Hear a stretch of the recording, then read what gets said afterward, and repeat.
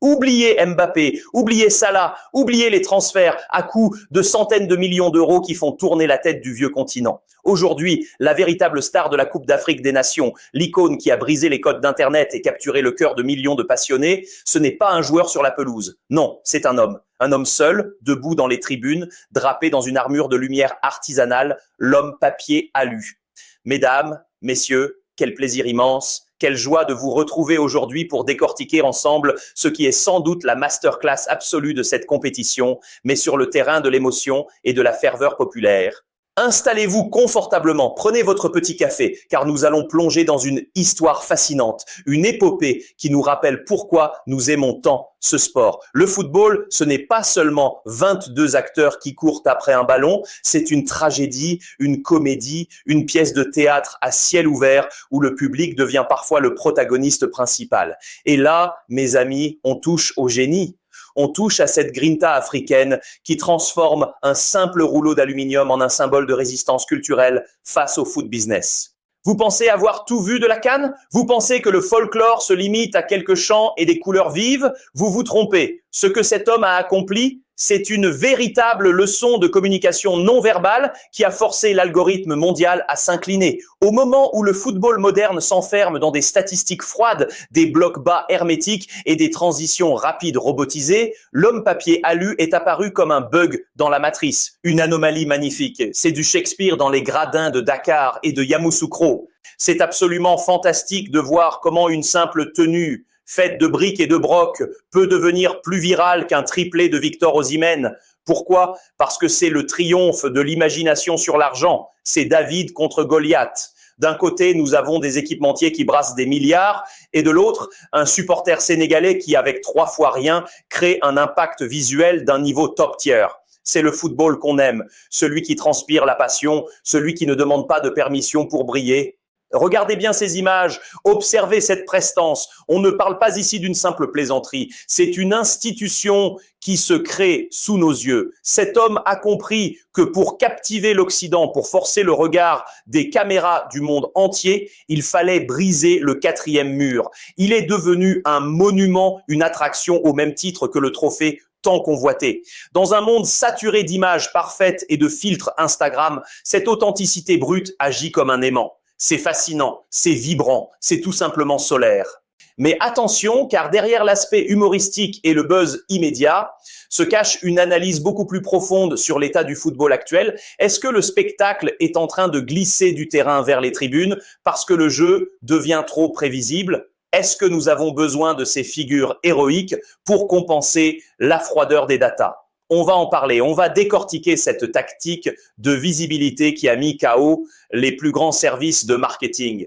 Quel régal de voir que l'Afrique possède encore ce réservoir inépuisable de magie. Et on n'est pas dans une disaster class de communication, on est dans une démonstration de force douce. Ce supporter n'a pas besoin de clause libératoire à 200 millions d'euros pour exister. Sa valeur, elle est dans le regard des enfants qui le pointent du doigt, elle est dans les partages frénétiques sur les réseaux sociaux. C'est le prime de la créativité populaire. Alors, mesdames et messieurs, préparez-vous, car ce n'est que le début de notre voyage au cœur de ce phénomène.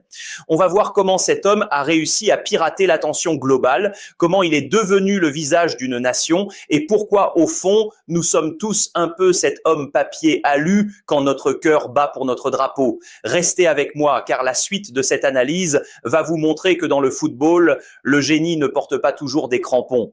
Mais attention, car au-delà de l'image insolite et du sourire qu'elle provoque, il y a une réalité bien plus profonde, une tactique de l'âme qui se déploie sous nos yeux. Mesdames, messieurs, regardez attentivement ce qui se joue ici. On ne parle pas simplement d'un déguisement, on parle d'un affrontement entre deux mondes. C'est la machine contre l'artiste, c'est le football des statistiques froides contre la passion pure qui refuse de mourir. D'un côté, nous avons cette industrie qui pèse des milliards, avec des transferts à 200 millions d'euros. Laissez ce chiffre résonner dans votre esprit. Et de l'autre, un homme qui utilise l'éclat de l'aluminium pour rappeler que le football appartient au peuple. C'est une véritable masterclass de présence médiatique. Pourquoi cet homme capte-t-il l'attention alors que tant de joueurs de top tier peinent à faire vibrer les cœurs ? Parce que le public occidental, comme le public africain, adore ces récits où l'humain reprend ses droits sur le business. Le public adore juger le gâchis, mais il adore encore plus célébrer l'ingéniosité de celui qui n'a rien mais qui donne tout. Vous pensez connaître l'histoire de la ferveur africaine? Vous vous trompez si vous la réduisez à du bruit. C'est une stratégie de résistance, une manière de dire que l'institution du football ne peut pas se résumer à des clauses libératoires ou à des droits télévisuels. Quel régal, mes amis, de voir cette grinta dans les tribunes, dans un vestiaire. On parle souvent du poids du maillot, de la pression médiatique qui peut briser les plus grands. Mais l'homme papier alu, lui, ne tremble pas. Il porte son armure de lumière avec une assurance de GOAT, défiant les codes du marketing moderne. Il transforme chaque match en une tragédie shakespearienne où il est à la fois le bouffon et le roi, celui qui rappelle aux puissants que sans l'émotion, le sport n'est qu'une coquille vide. Est-ce que l'argent a tué le rêve? C'est la question que tout le monde se pose quand on voit les départs massifs vers de nouveaux Eldorado financiers. Mais ici, à la CAN, la réponse est claire. La passion reste le moteur principal. Cet homme n'est pas une fraude. Il est l'incarnation d'un football qui n'a pas perdu son âme au profit des stats. Il est clutch au moment où le sport a besoin de retrouver son humanité. Il nous offre une performance parfaite, non pas avec un ballon, mais avec son identité, forçant les regards à se détourner des montants de transferts obscènes pour se concentrer sur l'essentiel, le plaisir d'être là. C'est absolument fascinant de voir comment ce supporter utilise des références universelles presque dignes d'un film comme Gladiator pour se mettre en scène et devenir une légende urbaine. Il ne crie pas, il ne demande rien, il est juste là, brillant, magnétique. Il impose sa propre hiérarchie, il nous rappelle que le football, c'est avant tout une histoire que l'on raconte et que les plus belles histoires ne s'achètent pas au mercato. Alors, préparez-vous pour la suite, car nous allons voir comment cette visibilité impacte directement la perception du football africain dans le monde. Mais ne vous y trompez pas, mesdames et messieurs, car au-delà de la magie visuelle, ce que nous observons, c'est une véritable remise en question de toute une industrie. Vous savez, on nous parle sans cesse du mercato, de ces sommes astronomiques, de ces transferts qui dépassent l'entendement. On nous parle de 100 millions, de 150 millions, de 200 millions d'euros pour un seul homme. Laissez ce chiffre résonner dans votre esprit. On se demande alors, la cupidité a-t-elle tué le rêve? Est-ce que le football perd son âme au profit des statistiques et des algorithmes financiers? L'homme papier alu, lui, nous apporte une réponse cinglante, une réponse vibrante. Il nous prouve que l'institution, la vraie, celle qui survit aux décennies et aux crises, ce n'est pas seulement le club ou le contrat blindé, c'est le peuple, c'est vous, c'est nous. C'est une masterclass de communication organique. Regardez la force de cet impact médiatique. Alors que les grandes marques de sport dépensent des fortunes colossales en publicité pour essayer de captiver votre attention pendant quelques malheureuses secondes, ce supporter, avec une grinta incroyable, a réussi à saturer l'espace numérique mondial. C'est du top tier en termes de visibilité. On ne parle plus seulement de l'Europe ou de la Ligue des Champions comme seul centre de gravité du football. On parle de la ferveur qui émane de nos stades africains, de cette capacité unique au monde à transformer le quotidien, parfois difficile, en une épopée digne d'un film de Ridley Scott. C'est fascinant, c'est presque du Gladiator dans les tribunes. Vous pensez peut-être que la pression médiatique ne touche que les joueurs professionnels ou les coachs sur la sellette. Vous vous trompez, elle pèse sur tout l'écosystème. Et pourtant, dans ce brouhaha permanent, cet homme reste imperturbable, protégé par son armure étincelante. Il est devenu une figure de proue, un symbole de ce que le football devrait toujours être, un spectacle total et inclusif. On est loin, si loin de la disaster class de certains grands noms, ces héros déchus qui, malgré leur talent immense et leur entourage, ont tout gâché par orgueil. Ces joueurs qui, au sommet de leur prime, semblent parfois traîner leur peine sur le terrain, écrasés par le poids du maillot. Lui, il est dans son prime de supporter. Il est clutch. Il intervient au moment précis où le football a besoin de poésie. C'est une scène qui nous rappelle l'éternel combat entre David et Goliath. D'un côté, le foot business avec ses machines, ses robots programmés pour la performance pure et le rendement. De l'autre, l'artiste, le génie de la débrouille qui vient bousculer les codes établis avec 3 fois rien. C'est la passion contre l'argent, la créativité brute contre la froideur des chiffres.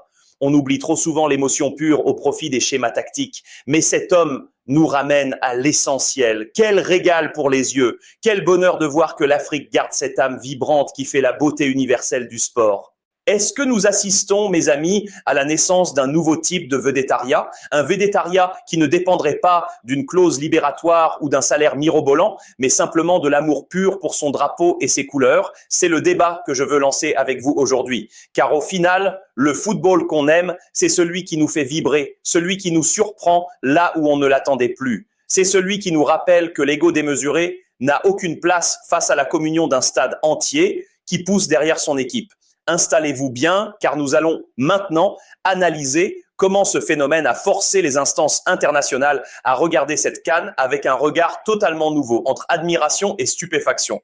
Mesdames, messieurs, restez bien avec moi car nous entrons maintenant dans le cœur du réacteur, là où la tactique rencontre l'émotion pure. Vous pensez peut-être que l'histoire de cet homme n'est qu'une anecdote de plus dans le flux incessant d'Internet? Vous vous trompez. Ce que nous observons, c'est une véritable bataille entre la machine et l'artiste qui se joue sous nos yeux. D'un côté, nous avons l'industrie du football moderne, cette machine froide, presque robotique, qui ne jure que par les statistiques, les datas et les rendements financiers. De l'autre, nous avons ce génie de la débrouille, cet homme papier alu qui nous rappelle avec une force incroyable que le football perdrait son âme s'il se contentait de n'être qu'une suite de chiffres. Laissez ce chiffre résonner dans votre esprit. 200 millions d'euros. C'est le montant que l'on voit s'afficher pour des transferts de joueurs de top tiers aujourd'hui. C'est fascinant et terrifiant à la fois. Mais cet homme, avec son armure artisanale qui brille sous les projecteurs de la CAN, a réussi à captiver l'Occident d'une manière que l'argent ne pourra jamais acheter. Pourquoi? Parce que le public occidental, bien qu'il soit fasciné par les montants financiers, adore par-dessus tout juger le gâchis de talent des grandes stars tout en célébrant la beauté du sport contre le foot business. C'est l'archétype parfait, le récit universel de David contre Goliath. Un simple supporter, inconnu hier, qui explose aujourd'hui aux yeux du monde entier. Et parlons un peu de la dimension psychologique, car c'est un sujet devenu absolument porteur en Occident aujourd'hui. On parle énormément et à raison de la santé mentale des joueurs, du poids du maillot et de cette pression médiatique étouffante qui peut mener à des disaster class sur le terrain.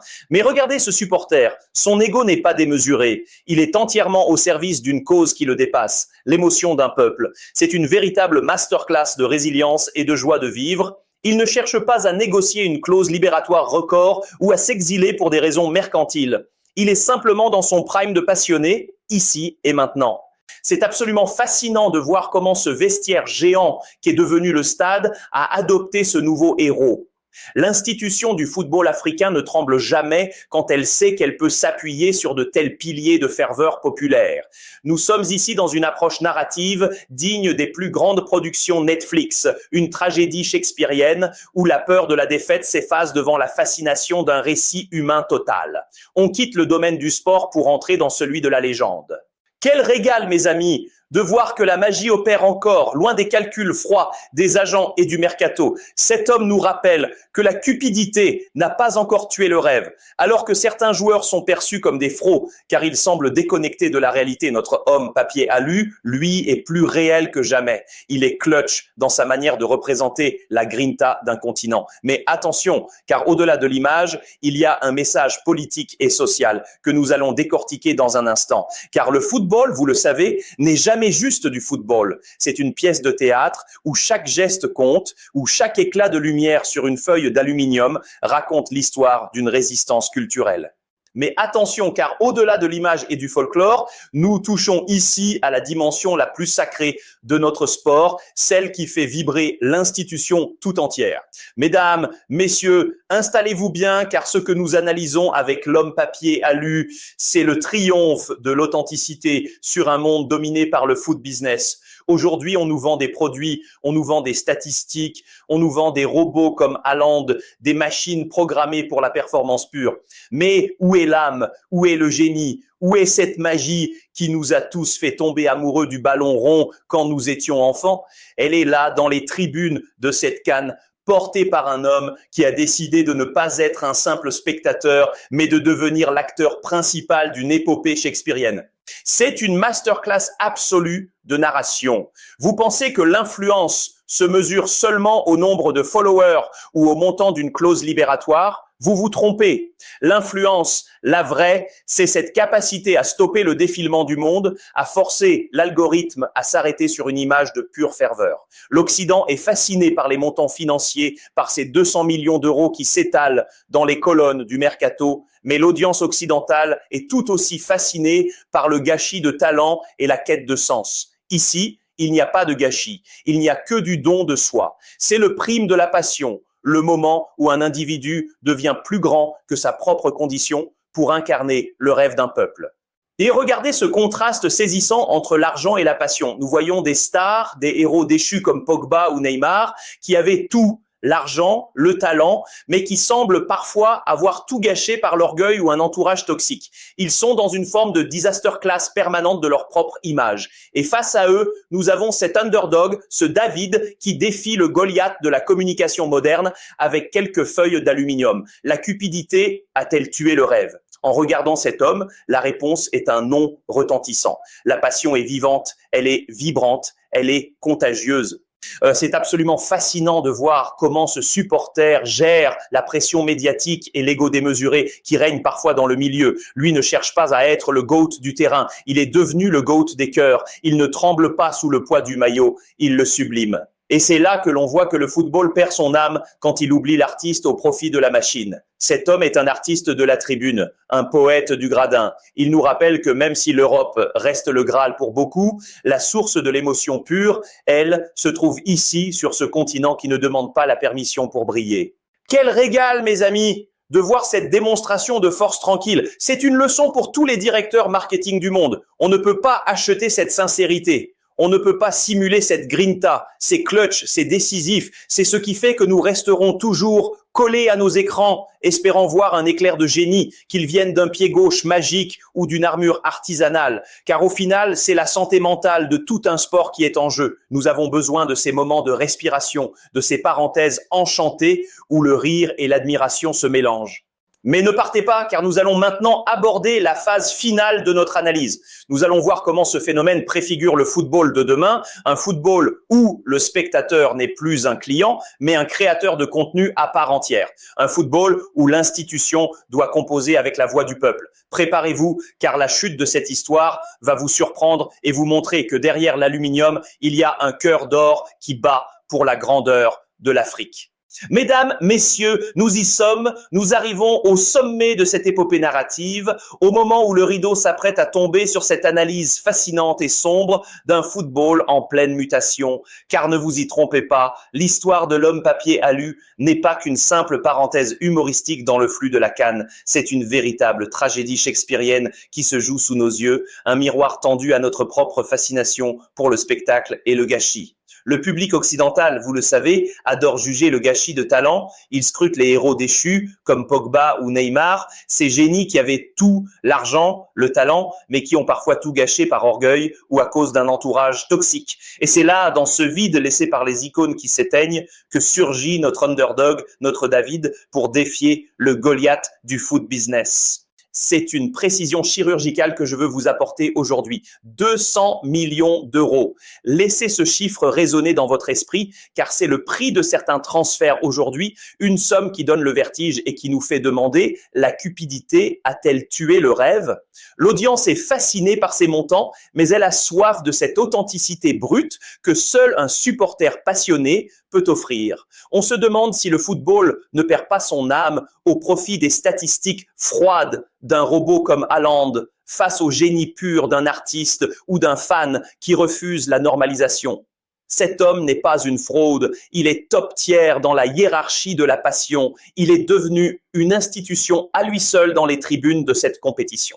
Regardez la force de ce vestiaire populaire. Le lieu des tensions n'est plus seulement dans les couloirs des stades, il est dans ce débat permanent entre l'argent de l'Arabie Saoudite et la ferveur de l'Europe ou de l'Afrique. Cet homme, avec sa grinta et son armure de lumière, a réussi une masterclass de présence que même une clause libératoire indécente ne pourrait acheter. Il nous parle de santé mentale, ce sujet si porteur en Occident, en nous montrant qu'au milieu de la pression médiatique étouffante, la joie peut encore être un acte de résistance.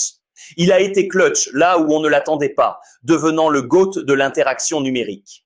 Mesdames, messieurs, quel plaisir de voir que le football qu'on aime est encore capable de produire de telles anomalies. Vous pensez connaître l'histoire de cette CAN? Vous vous trompez si vous n'y voyez que des scores. C'est une performance parfaite, une communion totale qui nous rappelle que le poids du maillot est aussi porté par ceux qui vibrent dans les gradins. On quitte le domaine de la simple disaster class marketing pour entrer dans la légende pure. Mais alors, posez-vous la question, et j'attends vos réponses avec une impatience folle en commentaire. Préférez-vous ce football robotisé, réglé comme une machine par les data, ou cette magie imprévisible, ce génie de l'instant qui transforme un simple fan en icône mondiale? La passion peut-elle encore gagner face au foot business? C'est le débat que je vous lance, car c'est ensemble, avec cette émotion qui nous unit, que nous faisons la grandeur de ce sport. Quel régal d'avoir partagé ce moment avec vous. Quelle joie de voir l'Afrique briller de mille feux, même ceux d'un rouleau d'aluminium.